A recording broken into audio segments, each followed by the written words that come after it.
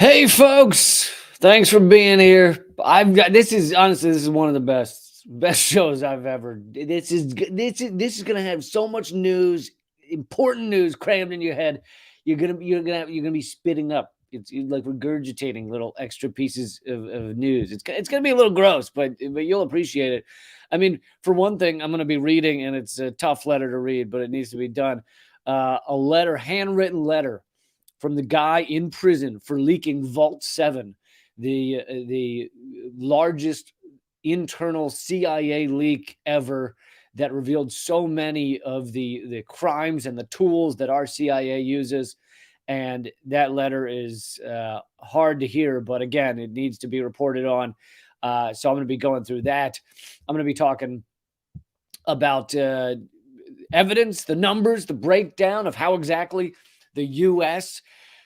grabs, steals, whatever you want to call it, most of the world's profits in a bunch of different industries, while other countries struggle to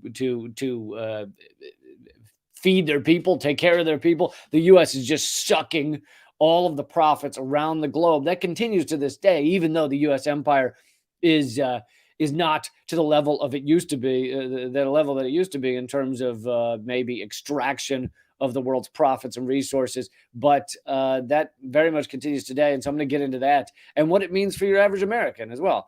I'm going to be getting into German Chancellor Angela Merkel. Sorry, got a bit of a cold. Angela Merkel has admitted that I'll tell you in a few minutes, but admitted something about Ukraine that is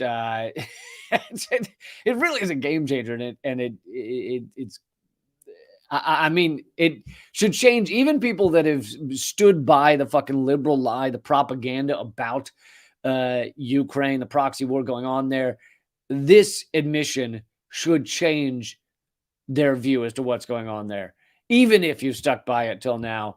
I'm going to get into that. Yeah, just so much important stuff. Oh, yeah, new U.S. announcement about our military in Australia.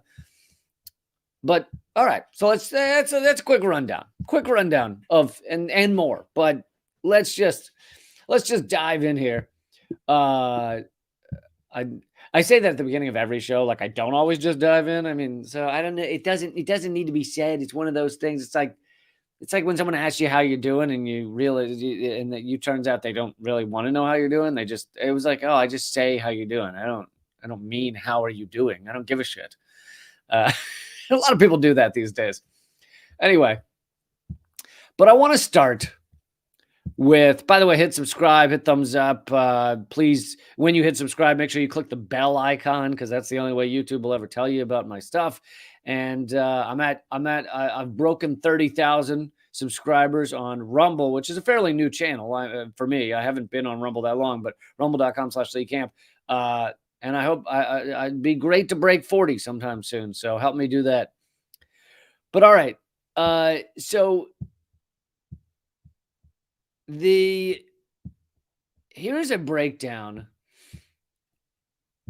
of how much of the profits the U.S. takes from various industries. And this is a Twitter thread by Arnaud Bertrand, which is an excellent thread. And so he goes through the numbers of global profits from select industries that end up in American pockets. Now, of course, he means American corporate profits, corporate pockets. These percentages do not so much end up in American, average Americans' pockets, but I'll get into that more in a moment.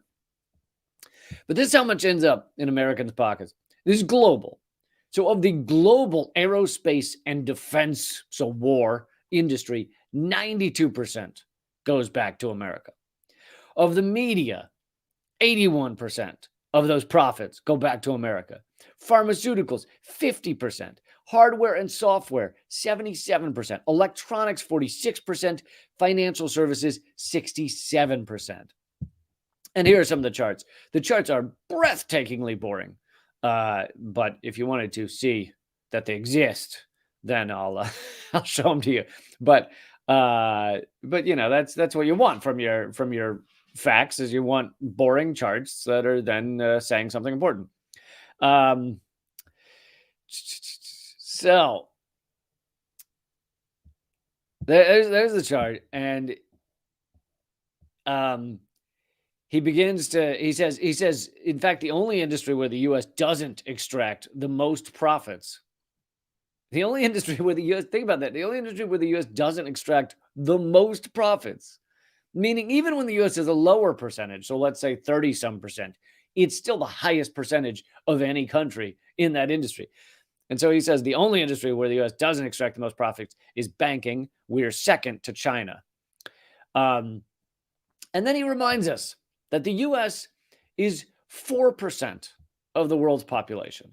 So as we suck up 92% of aerospace and war money, 92%, we're 4% of the world's population. 4% of the world's people, 92% of the profits. 4% of the world's people, 81% of media. 4% of the world's people, 50% of pharmaceuticals. 4% of the world's people, 77% of hardware and software.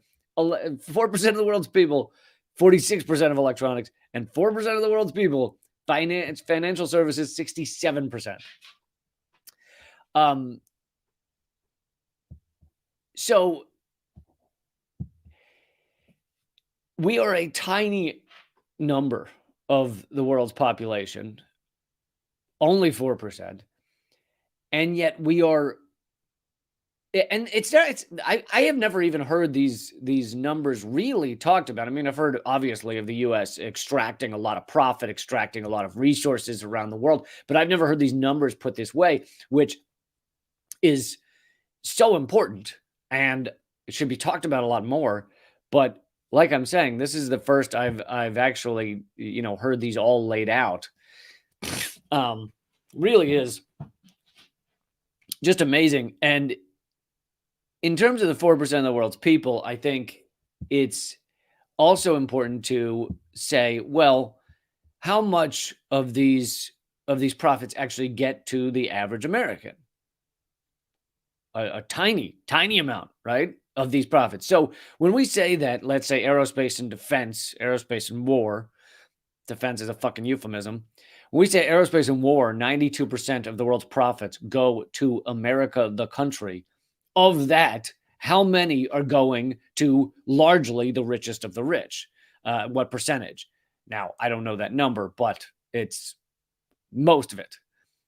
And as many of you know, the American workers get treated worse and worse. The American rich get richer and richer. And I just thought I'd give a couple examples of that.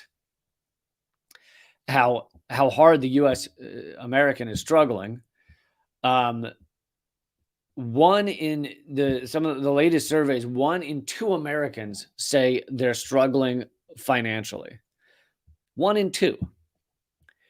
Nearly 1 in 3 workers say they run out of money before payday.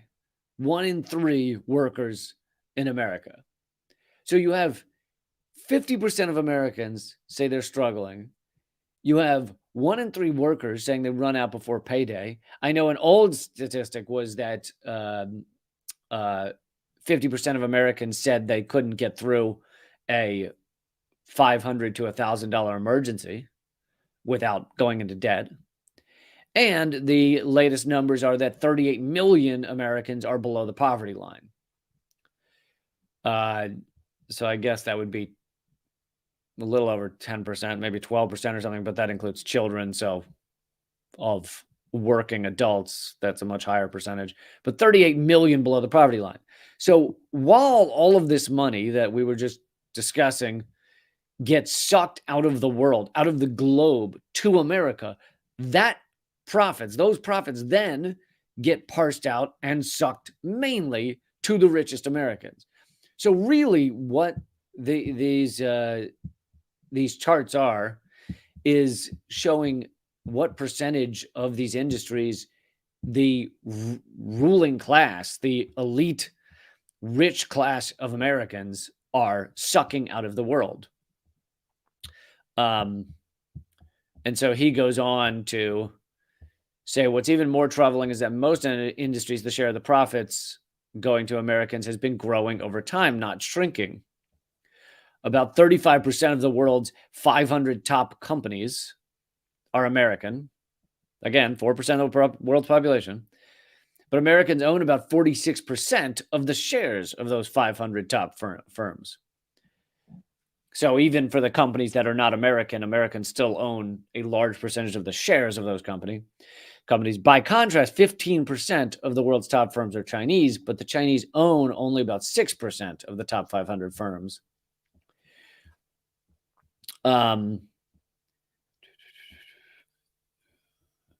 Americans own 82% of Chinese top 50 firms, while the Chinese only own 64% of their top 50. Oh, sorry. Americans own 82% of Americans' top 50 firms, while Chinese only own 64% of their top 50.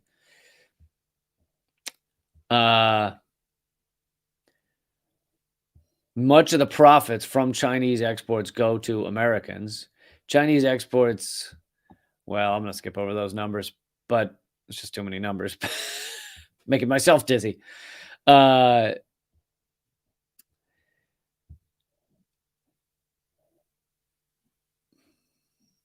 he says, so actually, there's a very good case to be made that the rise of China has made America, or at least the American capitalist class, immensely richer and more powerful, since they're the ones who get to keep an immense share of the profits from a rising China. And that is absolutely true. And that's why America had been fine with China rising for years. America had cooperated with China's rising, had all our shit made there. Every goddamn T-shirt, toy, and tool you work with says "Made in China" on it. The reason was because it was enriching Americans, largely the richest Americans, but it was enriching Americans, and so they were fine with that until recently the American ruling class started to realize, oh shit, China is actually going to be bigger than the United States economically very soon, and we need to turn them into an enemy rather than working with them. And so now you have this great power conflict, as the U.S. government likes to call it, where we are going to fight China and Russia, put us on the brink of nuclear war, obliterating our entire planet, at least when it goes to human life. Maybe bacteria will do quite well. So, we have that. When people say, nuclear war is going to be so awful and all the humans are going to die because, the skies are going to black out and no crops will grow, be like, yeah, but I bet there'll be certain kinds of bacteria that'll be fucking loving it. Okay. So it's not all bad for everyone. But that's why there's been this shift from working with China to trying to harm China at every turn.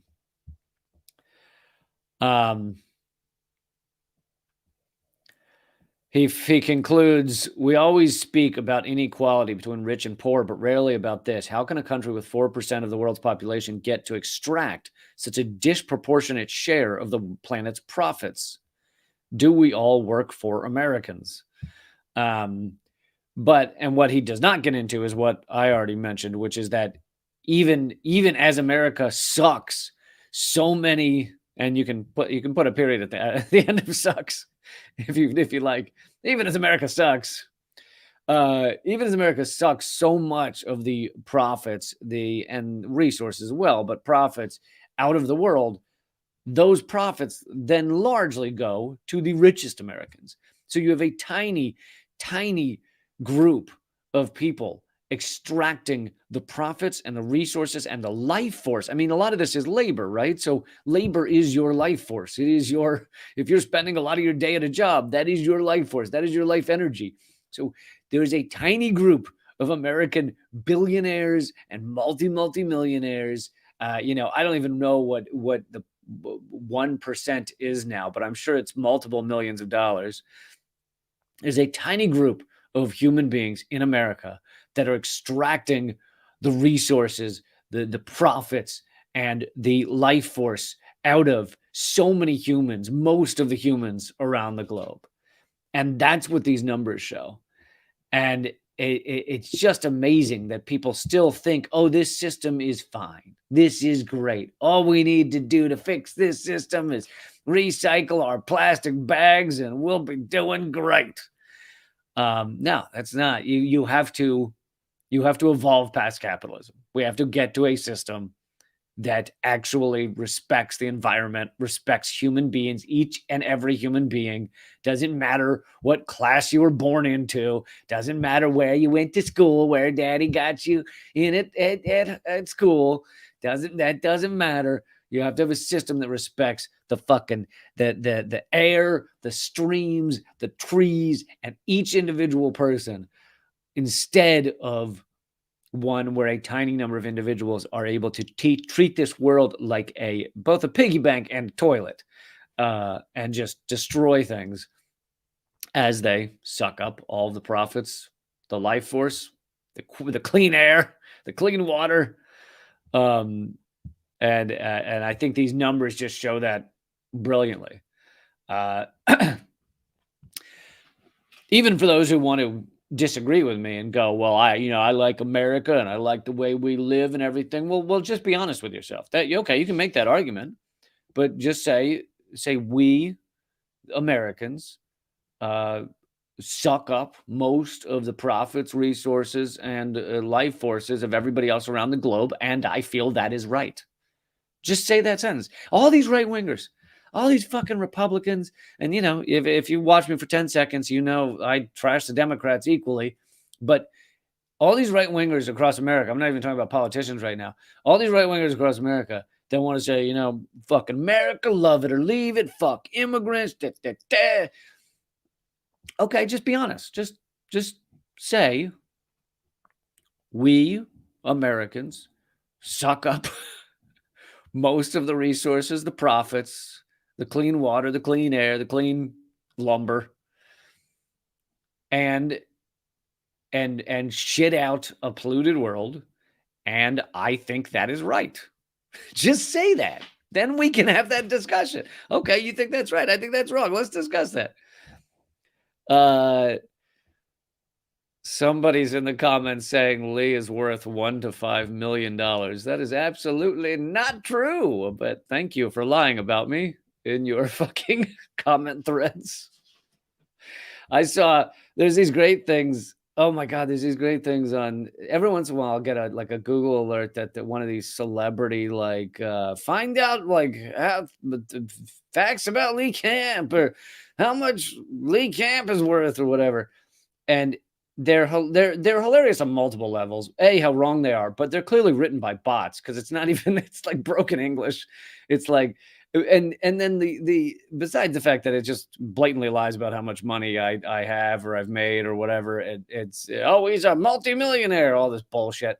But on top of that, it'll just make up small bizarre facts. Like I saw one said Lee loves to buy shoes, and every time he has extra free time, he buys shoes, and he has 100 pairs of shoes. Folks, I have 3 pairs of shoes. All right.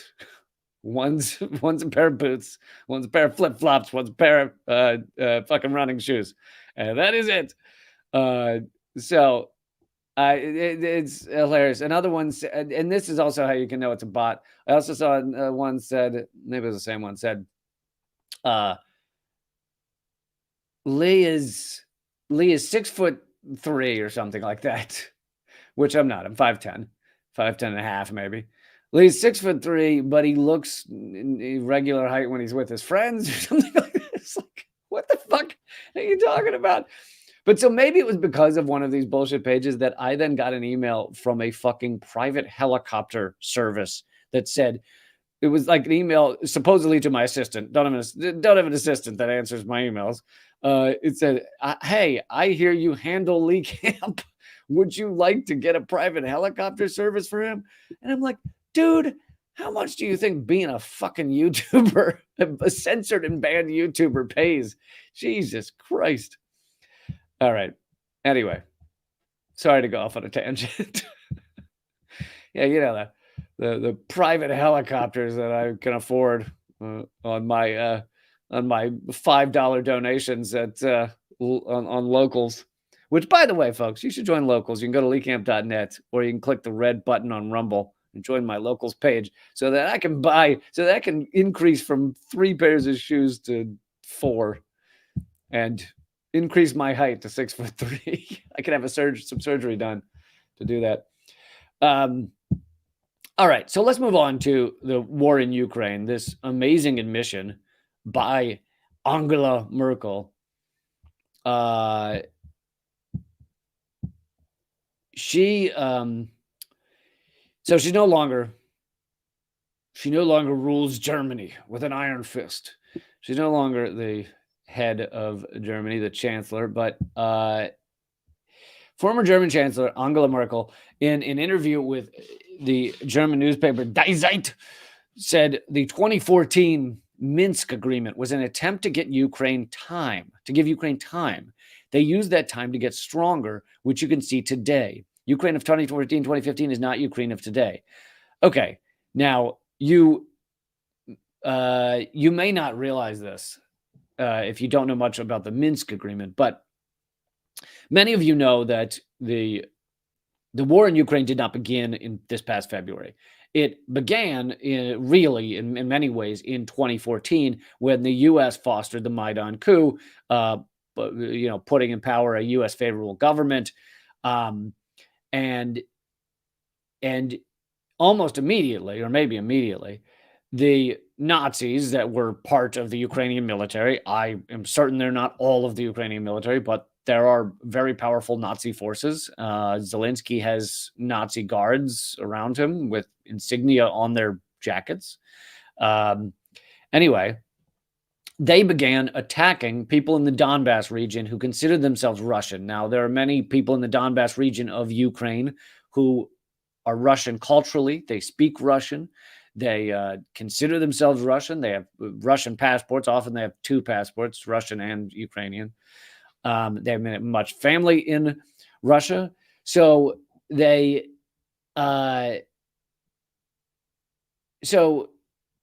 attacks against them, and 14 to 15,000 people were killed in that fighting in Donbass. So the Minsk agreement was actually, I'll read, and I'm aware that Wikipedia is the fucking liberal view of things, but it's still useful at this moment. So here's what Wikipedia says the Minsk agreements were. Minsk agreements were a series of international agreements which sought to end the Donbass war fought between armed Russian separatist groups and armed Ukrainian forces. Armed forces of Ukraine with, so this is I'll skip over the fairly liberal interpretation. I mean, I don't need to skip over it. It just says with Russian regular forces playing a central part.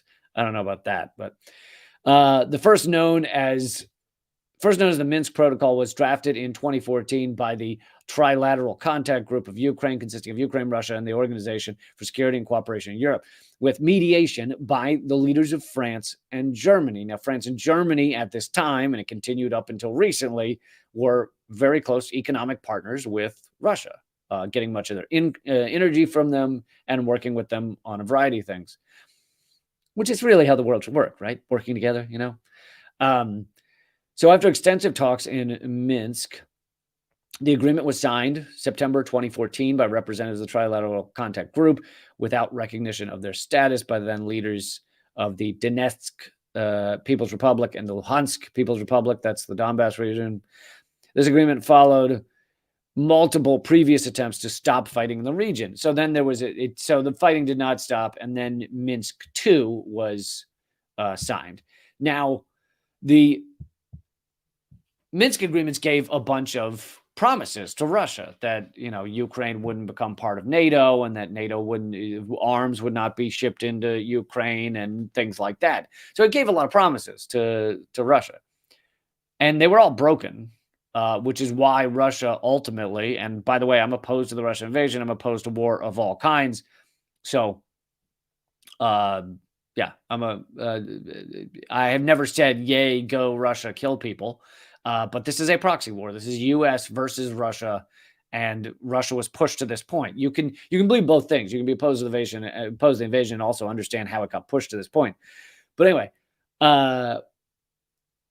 so Angela Merkel admitting that the Minsk agreement, which was a lie by the West, they broke the promises, was a lie by the West, admitting that they signed that lie knowing it was a lie, meaning they knew it wasn't going to hold, but they just wanted to get Ukraine time to arm itself to fight the proxy war. This is a mind-blowing admission because it is admitting everything so many of us in independent media, those of us who have been honest with you, have been saying for, since February, which is that this is a proxy war. Ukraine is being used to fight Russia, to drain them down, to sever contacts, to turn Europe back into a vassal states underneath the United States, et cetera, et cetera. And this admission by Merkel that that's what was done is pretty incredible. Of course, it's not being talked about like that in the mainstream press. They don't seem to care that this admission is fucking mind blowing. So, this would be like the U.S. empire during the time of the Native Americans. The time when we were actively at war with the Native Americans, as opposed to just culturally at war with the Native Americans as we do now. But it would be like if in the early years of the United States, as we were signing all these treaties with Native Americans and then breaking all the treaties and then killing them and moving them to reservations and things like that. It would be as if the leaders of the American government said, yeah, we just signed those treaties to buy us time so we could find more effective ways to fight you and kill you. That's the equivalent. She's saying, yeah, we just signed those things to buy time to get ready to fight this proxy war. I mean, it really is fucking amazing. And, it's not, obviously that was covered in a fairly mainstream outlet. Her quote was, but the ramifications of her quote, what it means, is not covered by your mainstream media. Cannot be. All right, I want to get now to, by the way, please, folks, become a member and click subscribe and click thumbs up and share this and all that good stuff. And check out my interview also with VJ Prashad, which I just completed a couple hours ago, that I'll put up at leakcamp.net as well. But okay, so I want to get to Stella Morris, Julian Assange's wife and mother of his two kids. She has just posted a letter, handwritten letter, by the man who leaked or is accused of leaking. I believe he still denies it, and I don't know the truth of whether he leaked it or not, but we'll just say the CIA and the government say he leaked it. So, who knows what to fucking believe from them.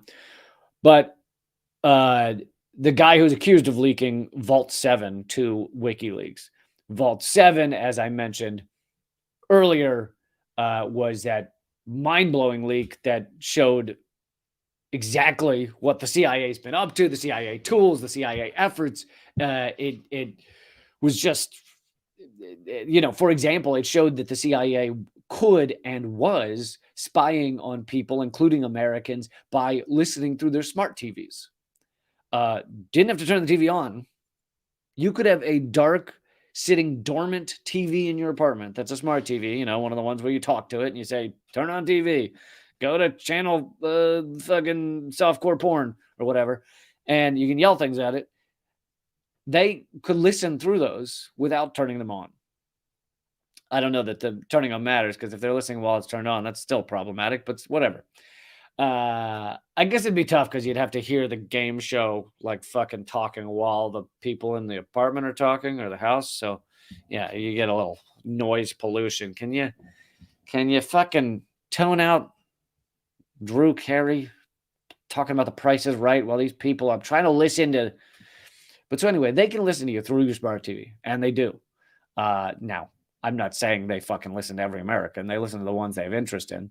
Although there was another leak, unconnected to this one, I think at the NSA, showing that people would listen to their like fucking girlfriends and shit at the NSA. Like they don't care. They have all the power in the world. I don't give a shit. Or read their texts or whatever. But so it revealed that. It revealed much of the CIA's tools in their arsenal. Another big one, which if our media were honest, should have played a role in the hilarious Russiagate hoax. But another one was that the CIA would hack into wherever they wanted to be, hack into another government, hack into a corporation, whatever.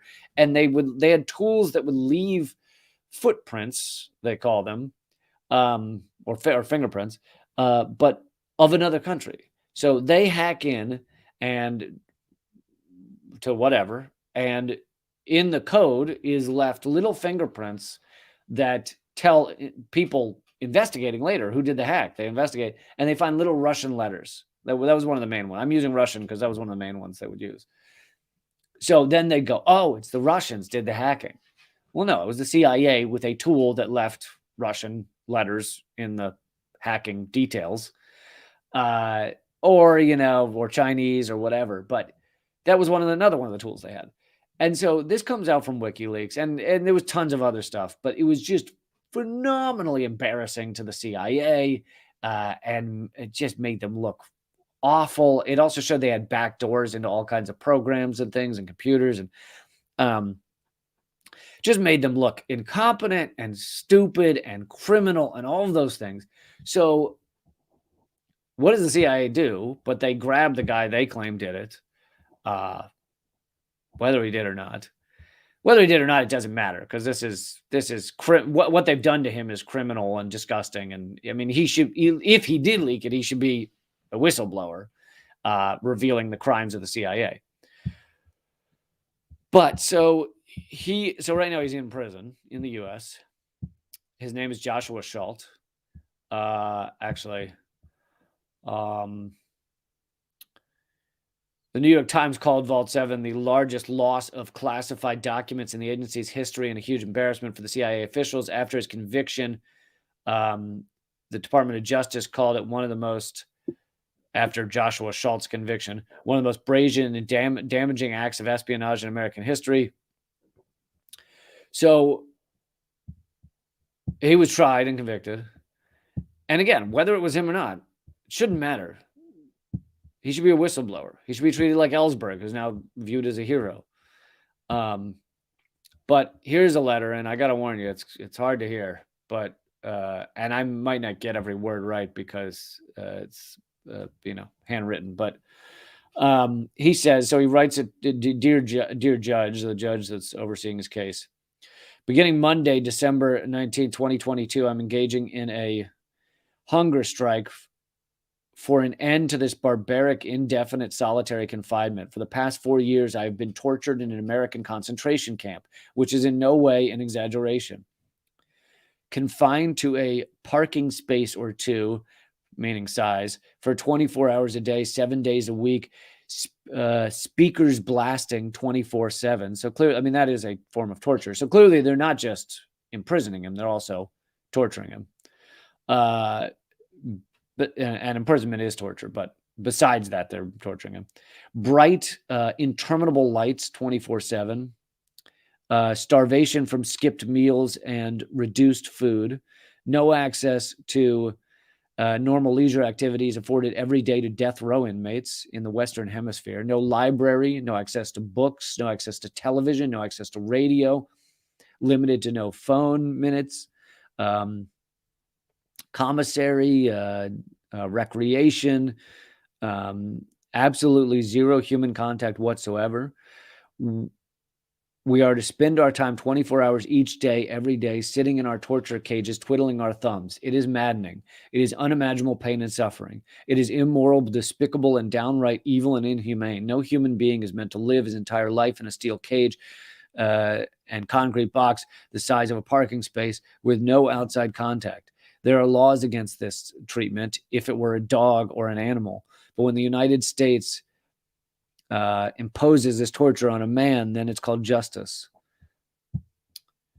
He then gets into some literary references, but I don't want to, just read for too long. But you can find this on Stella Morris's Twitter account. It's at Stella_Assange.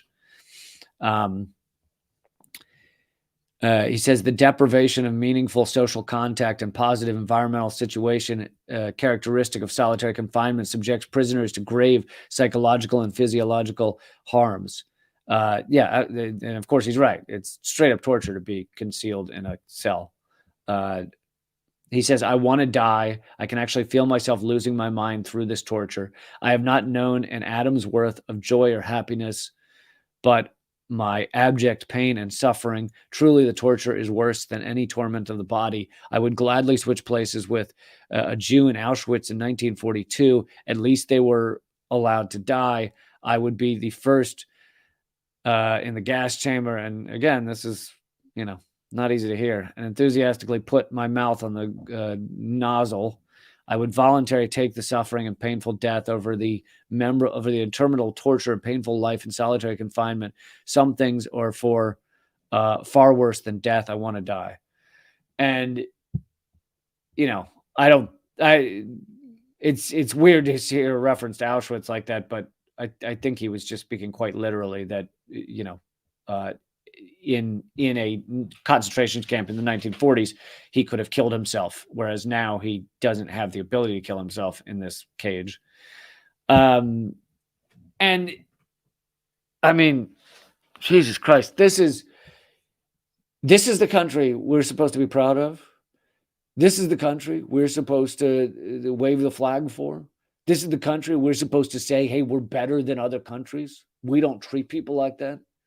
And again, even if he did it, even if he was the leaker, and even if you and I were to agree, which I don't, but let's for devil's advocate or sake of argument, let's say, I agree, it never should have been leaked. This is still fucking wrong. It's still torture, which we say we don't do, right? It's against the Geneva Convention. Yes, we did break the Geneva Convention, and we have tortured many people. However, it's still against the Geneva Convention. It's still an international crime. And here we are torturing this man for leaking the crimes of the CIA. If he did it. But whether he did or didn't do it is immaterial. This is just totally despicable that, this is a country that anyone claims to be proud of. I mean, you can't have this type of shit going on in our country and say, I'm proud of the United States and I'm going to criticize other countries for their human rights. This is the most heinous, revolting way to treat a human being. And another reason that Stella Morris put this letter out there, other than raise attention for Joshua Schultz, is that this is how Assange would be treated if he were extradited to the United States, which he continues to fight extradition now. And he has basically been treated this way in Belmarsh in London. But I think he has some slight, benefits to being there as opposed to in the U.S. But this is how he'd be treated. And it absolutely is torture, 100%. So, keep fighting for that man to not be tortured. Keep fighting for Julian Assange. And keep fighting for a country that we could actually one day be proud of. Because you can't fucking be proud of that shit. All right? I don't care who you are. I don't care how fucking bleed red, white, and blue. All right, yeah. Doesn't matter. Can't be proud of that shit. I'll tell you that right now. So, honestly, it's the most criminal, and that's supposed to be called justice. It's like, that's not some backwoods fucking, dirty cop that imprisoned him. That's our justice system. That's our system saying this is how it works here. All right. The rest of this live stream is going to be at rumble.com/Lee Camp. If you aren't there already, head on over to rumble.com/Lee Camp. You can become a member of leecamp.net by clicking the red locals button up at the top there at rumble.com/leecamp. I have more stories coming for you right now. I'm also going to show you the new episode of the most censored news about the Pentagon failing their 5th ever audit, and they just failed for the 5th time. And I have a lot of new details that you've got to see in that episode. So yeah, don't miss that. Come on over to rumble.com/leecamp, and I will see you there. Give me 2 seconds. Chat amongst yourselves. Here's